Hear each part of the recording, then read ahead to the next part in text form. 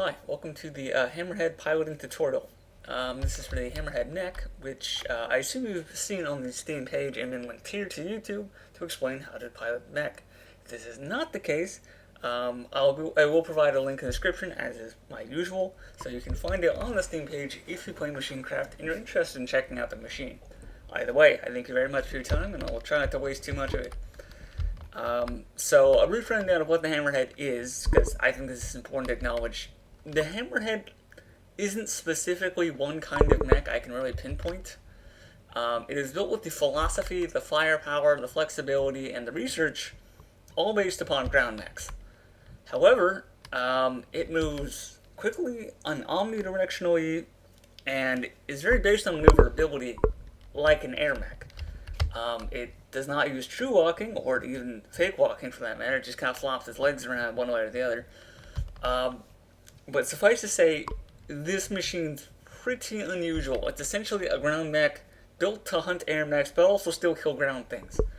It is not quite my usual, suffice to say. As you can see, it's a bit bulky. It's got some fairly long gun lengths, for my standards anyways. I'm an end fighter, so I make small guns. And it has chest cannons and shoulder-mounted rocket launchers integrated to the chest cannon, so if the gun breaks, missile breaks, vice versa. It has a cockpit. You can pop a little decorative guy inside. And it has independent voice control, a lot like all my SBS and ground mechs. So what that means is that the upper half aims, and it will aim at something quickly, and then the lower half will catch up. And this is important to note for piloting later, but basically this means it aims fast without wasting a ton of energy in the process of moving the entire mech around. It has one section that moves quickly and one section that moves just quickly enough for piloting. So we run in things that are going to pop open our usage tab. There's not a whole lot to really take note of here. A lot of it's pretty standard, but I'm going to explain everything right off the bat. Move forward is W, as you'd expect. Move backward is S. Sometimes going from forward to backward, we have an issue where you're still driving backwards. This is some sort of control or input error with the way that the game processes things. Trust me, I've tried to fix this in 2 or 3 different ways with all sorts of hypotheses, and as far as I can tell, that is the only way it happens, and it is anomalous as all hell.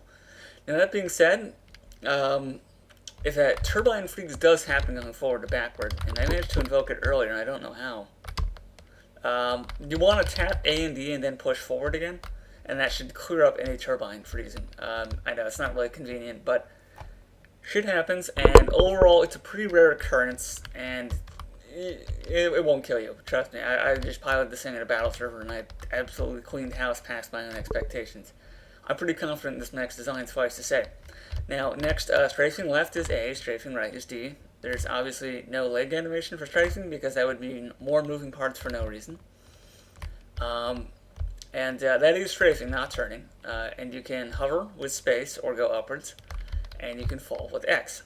Now, the fact that this is based on an omni-turbine design means that you can combine directions dynamically. You can go forward and strafe, you can go backward and strafe, you can go forward and or upward and backward, upward and forward, a lot of things. And that brings us to our next point. You have a universal afterburner key with F. That will cause you to dash in whatever direction you're going. Doesn't matter if you're going backwards and up, forward and left, whatever. You can do lots of dynamic, fast, unpredictable movement, which is the Hammerhead's strongest asset. It's a great part about Omni turbines. If you've ever taken apart a Rex, you know exactly what I'm talking about. But overall, it just gives you countless options in the field of battle. Holy crap, there's a huge bug flying around my room. I'm just going to ignore it. Alright, it's not flying in my face here. That would kind of be a problem if it flew on my monitor here. It's a big old beetle. Anyways, yeah, so there is a back and left listing for A and S. This is actually a feedback error with turbines, which has since, well, I mean, it's a solution for the fact that is very technical, but it's just a control combination, just so you know. So no need to worry about that. You engage the camera, which is toggle on-off based with the middle mouse button.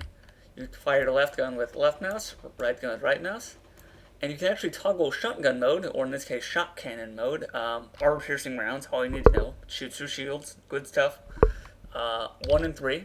And you can see we have left and right hand orange light indicators. Those are to help keep track of things. You can toggle your lasers with R. Keeping the lasers on is a little bit unstealthy as they do extend forward, but if you're not worried about stealth, or you're confident it won't matter, leave them on, who cares? But if you're a pop around corner, you want to go sneak up on the guy, and then get the drop on him, yeah, not a bad move.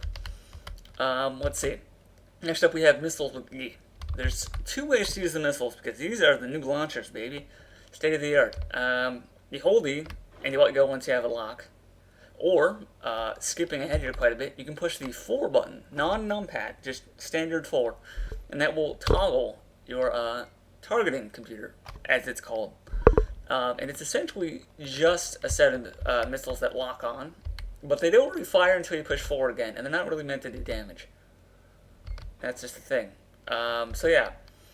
However, this will let you keep a lock and refire rapidly with the stick and fire volley missiles, hit a few, refire, part way, all the way, who cares? You can just start chucking missiles for days, and they'll wreak havoc. The smoke is a bit blinding, I'm not going to lie, but they're out of your face soon enough, and you usually don't use missiles that much in combat. I highly recommend, because chances are most people don't know how launchers work right now. I hardly do, just coming out of a fresh fight. I recommend launchers against targets who are moving very little or not at all. Targets that are extremely big, and it doesn't really matter how fast they are relative to their size. You know, relatively hard to miss is the idea. Or third, close quarters combat, where there's not a lot of room to wiggle around and there's not a lot of verticality. With those elements, when you fire missiles, if the enemy doesn't really have anywhere to run or anywhere to really change the direction up with, chances are they might just get pegged with a big volley straight to the face, and that can sting something fierce. Now, backtracking again here, if missiles are E, then demo cannon is Q. Usually, my demo cannons do not aim vertically. They're meant for chest cannons as a ground-based anti-ground weapon. This is different. These are the new V2 demo cannons, which actually do aim slightly downward and moderately upward, about 60 degrees or so, I believe. So they have quite a lot of vertical aim, meaning you can really wail on people with these things. And they are 16 attacks, unlike the main guns, which are about 10 attacks or 5 attacks, depending. So trust me when I say that these things sting. However, it's also worth noting that the shot cannons are also much more attacks. I think they're about 7 to 14 attacks. So your demo cannons are by far your deadliest. And they're also very sloppy, brute force, and unpredictable. So there's not really any counter tactic other than trying not to get hit too much. But even then, they've got 2 different muzzle velocities, so the demo cannon's hard to dodge. It's kind of like the Haymaker, but you will totally nuke your energy, as you can see in my energy bar, if you just let this guy run. And yeah, the left and right sections of the demo cannon / missile launchers break independently. So you may end up with only half of these left in a real stiff fight. But if you live that long and you're still throwing lead at the enemy, probably doing something right. Now, let's see. Alright, so that's demo cannon with Q. You can pop the cockpit and disable your aiming for social reasons with numpad 5. It decocks the Newtonian springs. Has a little cockpit guy sitting there smiling, doing his thing. Generally just chilling. It's sort of like a friendly social feature to not muzzle people. Not really important, but I thought I'd mention it on the way in. Now, if you don't want to use a crampler power on your guns for some reason, or you want to do dual fire, because right now if we try to do dual fire machine guns, we overload the attacks, you can push 2. Once again, not numpad 2, just 2. And yeah, that's indicated with the green light straight in the middle. You know, it affects both guns, so why not be in the middle? And this will make your machine gun fire single-barreled, but you can combine both hands, and it'll make your shot cannons way less energy hungry by lowering the projectile count, but not the rate of fire, which is generally pretty key. So yeah, that's a great way to mix and match weapons however the heck you want, or just kind of fire both weapons on target. Unfortunately, the shock absorbers are so damn good on this Hammerhead, you probably don't even need dual fire that often. In the past, it's kind of been nice, or it's had like slight benefits for some gunnery situations.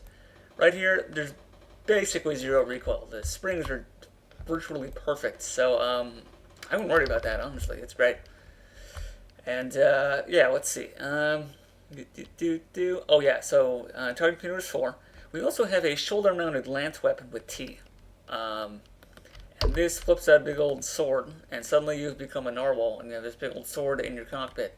don't worry, this sword absolutely annihilates things. It is a 16 stack sword with +1 amps and anti-parry, so it can't be shot to nuclear energy, and it hits really goddamn hard.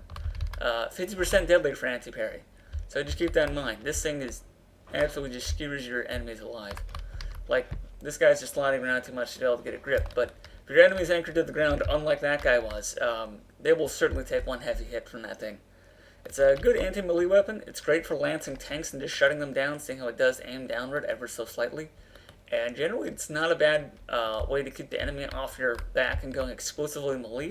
But if the enemy's got anti-parry swords, or swords in general as well, it might turn into a real scuff, so I don't recommend using these too heavily. However, let me mention that the lance can also be activated with 2 for half cock, so it does half the power of the sword, so you can mix it with gunfire. This is like another 50-50 weapon combination, you know? So we'll uncock the lance. You can actually activate manual turning mode if you're having your gyros lag behind, which they do on high friction terrain, such as boxes used to construct map geometry, but not organic terrain like this. Or if you just need to move one direction and shoot another with a little more control, you can go ahead and push V to unlock your turning, as indicated by the flashing yellow light or orange light on the left. And you can, turn that. And I will include the maps I'm using for crosshairs and directional indicators because I think they're very relevant to the spot. So I'll have some links in the description of the Steam page for that. Or probably the comment section more like. So be sure to check that out if you want to get the proper crosshair files. Let's see, we're almost done here, so re-enable my gyro. Let's see. Unfortunately, when you're in gyro mode, you turn with A and D instead of strafing. Let me just reinforce that point real quick. So this is basically just ground mech style controls. Very tank-like in how it's independent, move and shoot. Not really particularly necessary given the omnidirectional strafing, but it does have its uses. And if you really have a lagging problem with the lower half for some reason, you can always turn on manual turning and just get that end nice and lined up. It's a pretty rare problem, but it happens. Let's see here. So, we also have the gravity lock with, I skipped something. We have shield with normal 9, non-numpad. Once again, just normal 9. And this is a 2-ply shield, so it will absorb maybe about 2 to 4 cannon hits for gives, I think, usually. Not 100% on that figure, but a good amount of cannon hits. This will not save your life in a straight-up fight, so don't get in a turret match with someone expecting the shield to make all the difference. This is meant to use in combination with, various dashes or strays or vertical retreats and dashing over your opponent. There's lots of crazy maneuvers that you can do in the Hammerhead. So this lighter shield goes a very long ways if you're piloting this mech dynamically. Because the enemy won't have an easy way to predict you, they'll have a hard time hitting your relatively compact stature. And of course, don't forget, you will absolutely be having the shield absorb a couple hits if they are not outright using tank guns. So, just remember, against standard machine guns, these things rock. Not exactly the single greatest thing ever conceived, but pretty damn handy if I say so myself. They do take a while to disengage, but you can tell whether or not they're on or off with the orange right and the upper right. Let's see, so now you can toggle floating with B. And you may very slightly drift upwards. No? Yeah, it's actually pretty even. It's about some of the best floating I've had in a while. Which I think you very slowly fall downwards. This will allow you to float and just kind of fly around at a certain height and maintain it. If you're jumping in the air a lot or you need to hover above an opponent a lot, you might just want to turn this on. It will make your vertical movement more predictable, obviously. So just keep that in mind. You won't be able to be quite as dynamic in dodging, but if you're just doing it for utility or flying over barricades and all sorts of aerial rule stuff, this float lock can help. The float lock does, of course, also consume a good amount of energy. So just be sure you remember that. You may have a bit of a veering with the guns if you lower or raise yourself. Don't worry about that all too much, really. That's not a huge problem. Laser sights exist so you can aim in spite of that fact and compensate accordingly. Although I do expect you're going to have to rack up some gunnery skills for moving and shooting because it will impact the course of your projectiles. Usually, that's pretty straight shooting. It's worth noting these guns, as you can see visually, are only half compressed.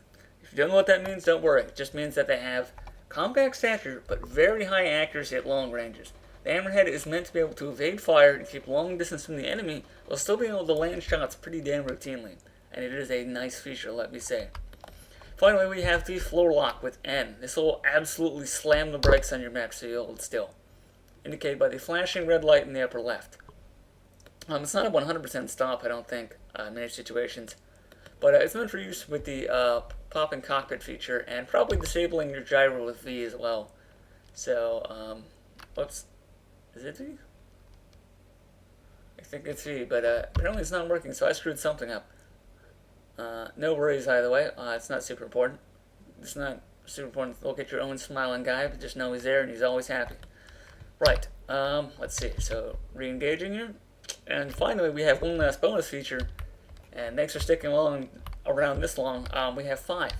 5 will engage the discharger mode on the rocket launchers, as you can see. So next time you push E, it's a toggle. Keep in mind, this is a toggle unlike normal E. When you tap E again, it will fire off the dischargers. Dischargers have been buffed somewhat in damage, so they're pretty nice now. But they can be shot by cannon fire, and they're not quite as pure deadly as the normal rockets.